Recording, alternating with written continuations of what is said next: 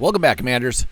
Well, this is how my morning ended. Was our Alliance server war went about as well as we expected. Although we did show up in a way that I was really proud of my Alliance because we kept our goal, and I believe that the server as a whole did a great job in just participating in ways that they hadn't before.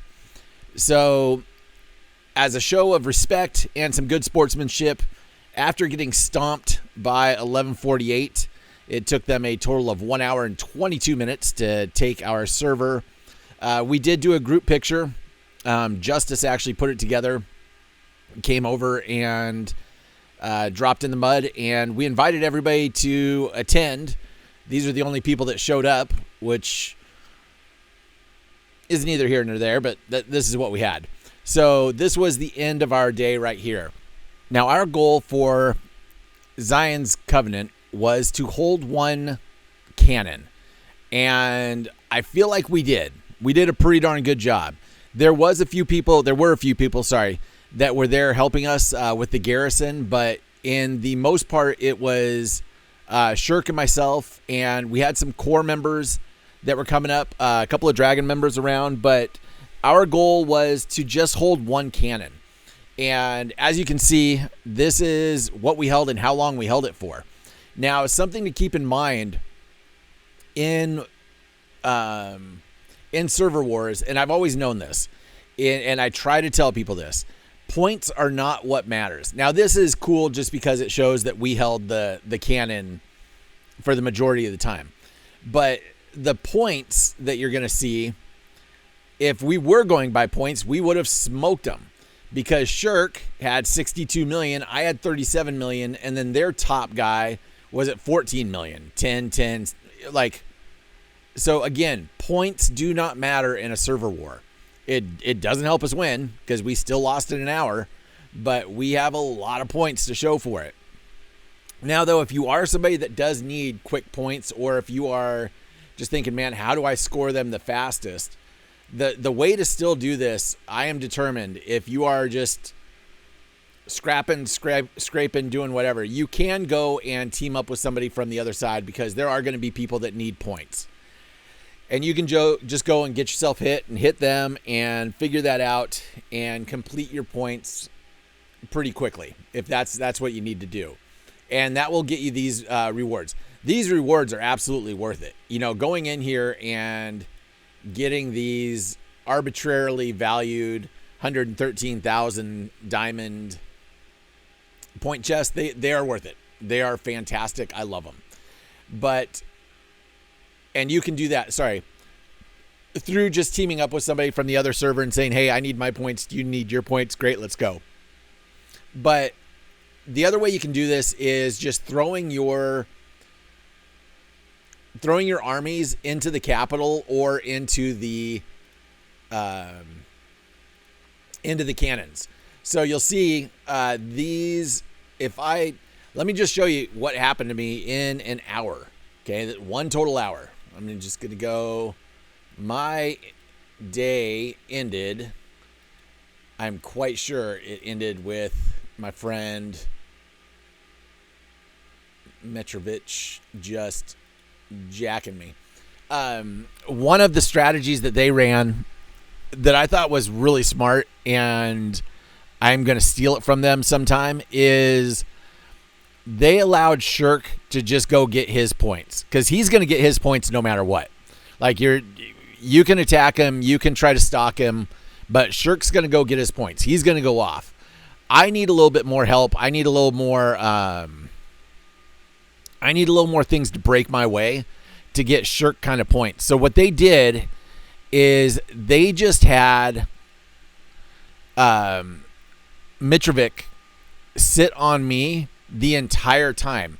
My entire day, or my entire morning, was just me and him, or just me sitting there thinking like I was in a good spot. And every time I went to attack the cannon, or I went to try to hit the capital, or I tried to do anything, this guy right here was my neighbor. He and Ronan would just send somebody. If I sent one person out, they would just send somebody in and attack me. Send somebody in and attack me. And it caused such problems for me that I couldn't send anybody else out. I was stuck. And so they gave up their points, or they gave up their opportunities to ensure a faster win by absolutely just shutting me down.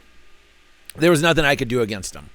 Okay, anytime that I would send something out to hit the cannon, all of a sudden Mitrovic would send like 3 guys on me, 2 guys on me. Ronan would send a guy or 2 guys on me, and I would have to bring my guy back as quickly as possible to try and defend and I would win sometimes, but man, eventually you just keep getting beat down. And so every time I would send somebody out, Mitrovic would send somebody in. It didn't fail. So I could not ever get going or get off and get moving.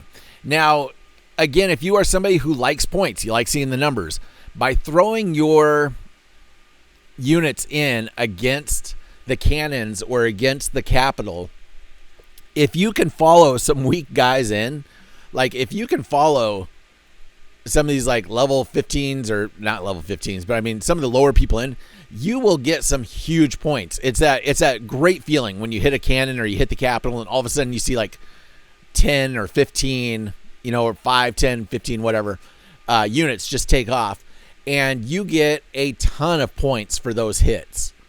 So that is one way. Again, if you need points, or if you want points, if you love seeing the numbers, okay, go and hit one of these cannons with your bigs, and you will just watch things scatter. This was something that Shirk was doing most of the time, was he was able to continually go down to the capital and hit the capital, and you could just watch everything blow up and take off. Now, this is actually one of the best charts that I can share with people, because we had this discussion the other day in our server. The way attacks work, especially if you have multiple people either coming against you or if you are somebody attacking, is it's a round robin way of fighting. And the other thing I want people to know and understand is that the power levels in this game are not like power levels in most games. They do not go in a straight line. When you start gaining power, it starts to build almost exponentially with what you can do or who you can take on. And that is because I liken it to, if you were ever a child and you wanted to wrestle your dad, and you had one of those dads that were like, dude, go get all your friends and I'll still take you on. You will realize that a dad could take out 10 or 15 7-year-olds, or even more. Okay, that's where they were at. That's what was going on. And so that's what you have going on here. Is when somebody has a lot more power than the 10 people, 5 people that they are hitting, it only takes them one shot to take them out. So you'll see right here, I was able to take out 15,000 troops, and it only cost me 19. And that is because for some of these guys, they never even made it or would ever make it to the first, to even like the first drone drop. Okay. So if I'm coming in and I'm fighting each of these guys and I'm over here, it's this quick. Okay. And I get points for their troops. So my guys stay healthy. They stay going. Everything keeps moving. And then this just goes from one to another to another. So it's not like all of your guys are hitting me at once. I actually get the opportunity to take on each one separately. And by doing that, it gives me all the opportunity or freedom in the world to clear those numbers. So that's just something to keep in mind as you are attacking or even as you're rallying. Let me find a rally example of somebody coming up against me, because even with their really strong people leading them, if I have a strong enough defense, they're not going to get through. And that's because, again, it works into a round robin system. They have to go through all 4 of my squads before something can happen to me. Okay, so right here, it says victory in defense against GSC Sergeant 1 Puff. Units defeated 8,241. So these guys rallied against me. And in doing so, what they had to do is they would have to attack each one of my 2 squads that I still had on my wall. So each of my squads that are on my wall, that becomes part of the round robin. And so these guys just ran in, bounced off, and they gave me 8,261 troops, and it cost me nothing. So just thinking like that you're going to rally with 5 guys and go hit somebody, even if I would have only had the 1 troop on the wall or the 1 whatever on the wall, my 1 will still take out their 5. It's just because of the power levels. The power levels are just that high. So if I go into this and we're going to take a look at this, I am going to be able to dunk him probably before the drone even hits. And so that means, again, he loses all of his. I keep mine full power, and I just go to the next person. Took 6 seconds for that to happen. So if you're going to rally, number one, know who you're going to rally against. If they have a strong, even just 1 guy there, 1 guy on the wall, that 1 guy can take out 5 of yours without a problem, unless you have somebody that is more closely or evenly matched. Okay, that's just going to happen to you most every time. Let me see here if I can find some other examples from this morning. Okay, now again, here's a better example. Is if I am fighting guys like anybody that's not about my level or right about where I'm at, especially on defense, I am going to win. But if you start bringing in like Mitrovic, or if you start bringing in some of these others that are closer to me, then I am going to be in a lot of trouble.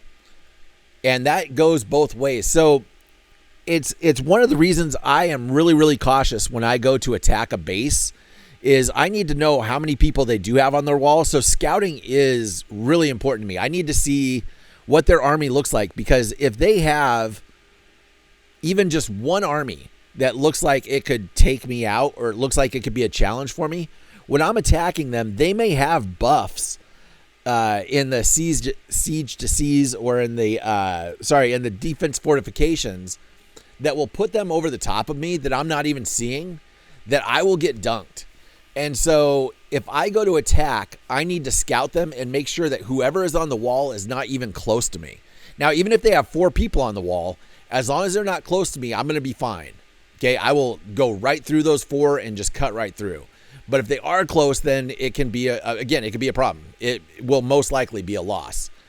Let me see if I can find another example. Again, you will see anytime that I sent somebody out, Mitrovic was right there to send somebody in, and he beat me every single time because I just had nothing to fight against him. I would just get spread too thin. He would come in and hit me. I would have to start healing, or I'd have to start recruiting, and it threw me off of going back after the cannon. So you'll see anytime I'd go after the cannon, Mitrovic would just be like, yeah, dude, no problem. I got you. Oh, hey, I got you again. And I couldn't get my guys back in the mud fast enough to defend against him. And so this is why I said I think it's a great system that they had, but he was hitting me non-stop. Every time I would get something out there, he would just hit me again. He'd hit me again. He'd hit me again. And so I really, again, I like this strategy. I'd go hit the cannon. He would hit me. Okay. I'd hit the cannon. He'd hit me. There was nothing I could do.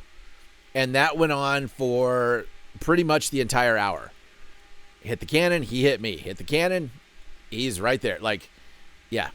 First it started, yep, there's Pugger, there's Ronan, and here's Mitrovic again. And so this would just keep happening. Now, again, when you go and you scout Mitrovic's base, you'll see exactly why I did not attack him. He's got a 32, 27, 29, 24, just waiting for me. And if you check the gear, especially let's check on this top one. I mean, the gear and the skill sets are absolutely insane of what he has. So, no, I'm not even going to go near his stuff. He's just going to hurt me too badly. And so I had to avoid his base the entire time. I couldn't jump in there and attack. And when I did, my guys would bounce. There was nothing I could do against it because he never spread himself thin. His only job was to stay on me. So anytime I sent somebody out, he would just hit. If I sent 2 people out, he'd hit twice because he could cut through my defenses. He could send that 32 on me. See, he could send his 32, and his 32 would cut through my 2. I mean, let me see if I can show it. Yeah, his 32 cut through my 24 with no problem. And then he followed that right up with the next hit that is jumping through my 20. And again, it didn't even touch him. That's how fast he got through. So let's take a look at this battle real fast. So 24-32, it is an 8 million difference. That is a huge swing, but some people will think, oh, hey, you can overcome this. You can't. All right. His 32 is going to take my 24 and just take them for a ride. My guys just get melted down. And again, what you're going to see if you don't know it already, the left guy gets zapped up front. Like, he is the main target. He just gets creamed every time. But yeah, so look, my 24 is nothing to his 32. So his 32, even if I had another 10 24s for a total of 240 million power, his 32 would cut through all 10 of mine. It just would. There's nothing I could do to stop that.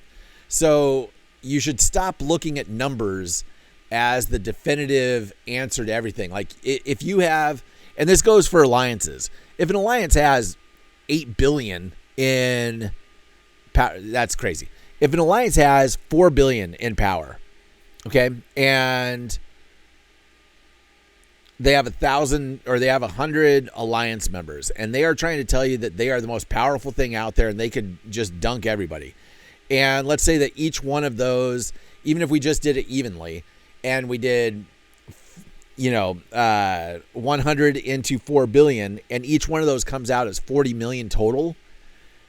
If I come in there and I have a couple of level 30s, I have a couple of 30 million troops, I am going to cut through a majority of that alliance and just not even look back. If I had 10 of those, my 10 will take out, my 10, even at 1 billion, will take out his 4 billion, no problem. So don't always judge alliances by their power numbers. It is so up to the individual and the individual armies on how to get through that.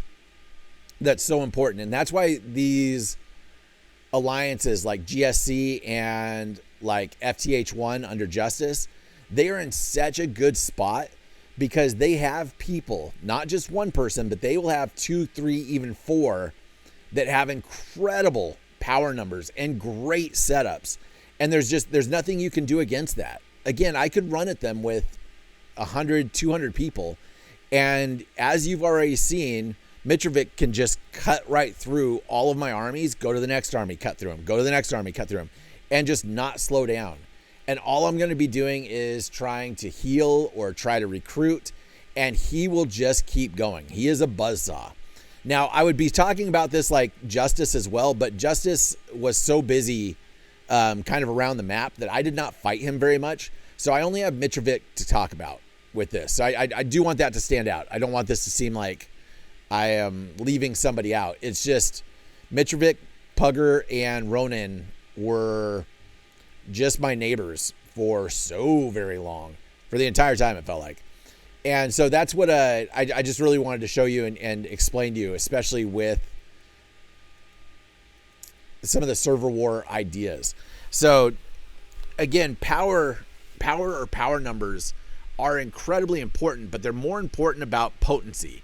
How potent are your numbers? How strong are your numbers that you have in 1 or 2 individuals? Because those 1 or 2 individuals will absolutely poleaxe an entire alliance. So we go through that quite a bit here. Some people will look at our alliance, and our alliance, again, is a small alliance. All right. We are of alive people. And when I say alive people, I mean that is flesh and blood. We are really only 7 people in our alliance. There's 7 of us total. And if you go and check us out, what you'll find is we have a lot of alts. All right. And the reason we have alts is so that we can participate in versus, and we can participate in the wars and the desert storms and things like that. And so you'll find like we have these 6 prophets. If it says prophet, that means that they are like, that's their main. That's who they are.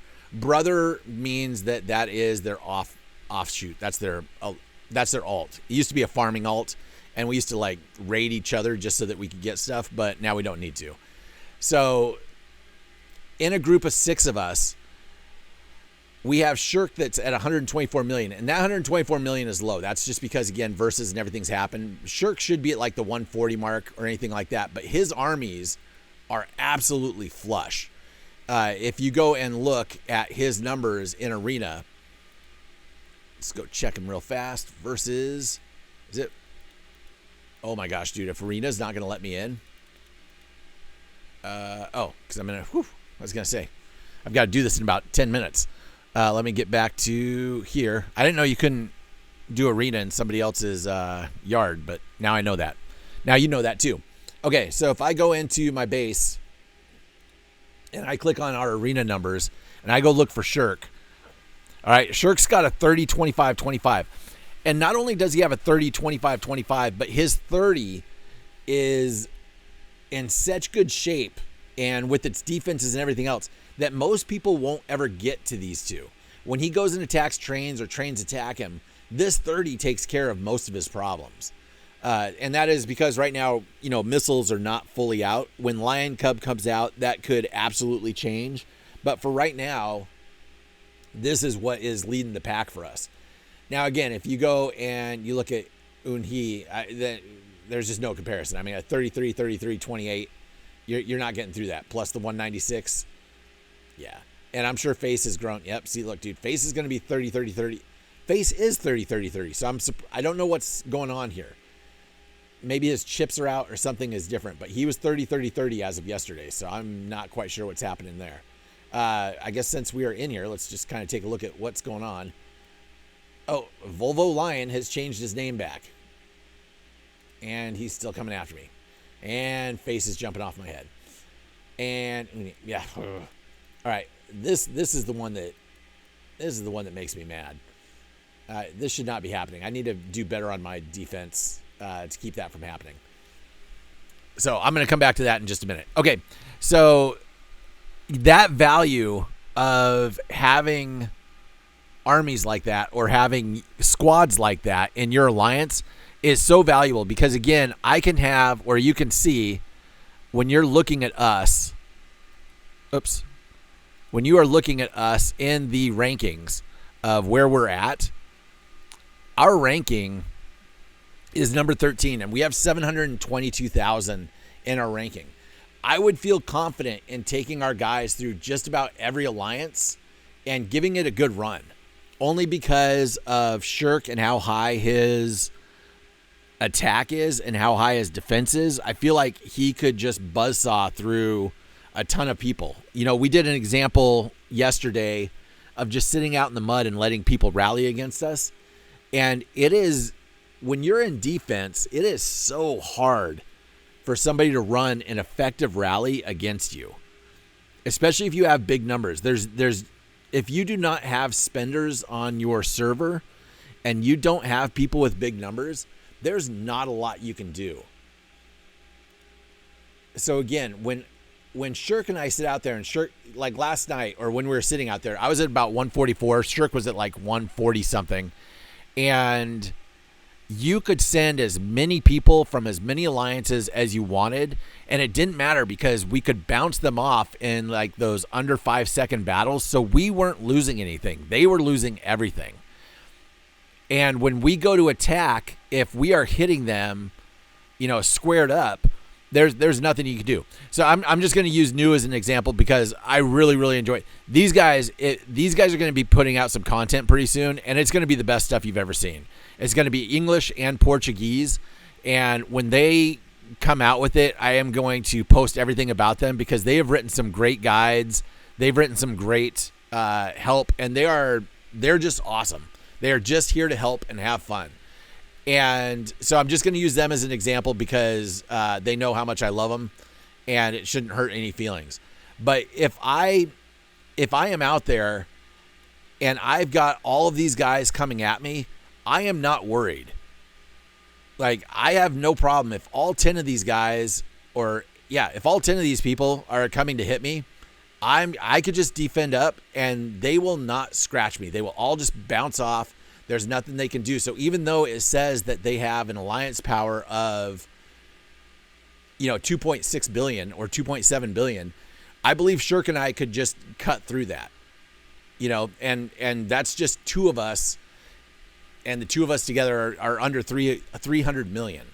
So again, don't pay attention to alliance numbers. You pay attention to how the potency or how those numbers are distributed. Because if there are 2 or 3 whales, and when I say whales, dude, we are not whales by any means. Justice is a whale. Bevins is a whale. Unhi is a whale. Face is a whale. Like, we are minnows compared to these guys. But if you go up against somebody that has a true whale, you do not stand a chance. This is a pay-to-win game, and they've paid more than your entire alliance has. That's just the fact. So guaranteed, I would guarantee that a couple of them have paid more than our entire server has. And so we just won't beat them. That is how a pay-to-win game works. They get the bigger, more powerful tools, and they come in and just will go right through us. And that's fine. That's what we signed up for. It's what we have, and it's not going to change. The company likes to make money, and I don't blame them. I would love to make money too. So this got a little bit further off topic than I wanted to, but I wanted to go through just kind of some of the ideas of power and some of the ideas in the server alliance wars, what those look like, why they become really important, or, maybe take a different look at how you have success or measure your success. And so again, for us, the way we measured our success was we just wanted to hold one cannon, because if 1 or 2 alliances can hold a cannon, that leaves the rest of the server to go out and take 1 cannon and the capital.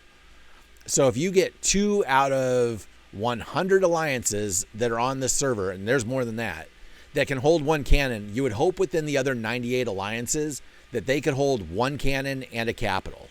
And with that, you can win.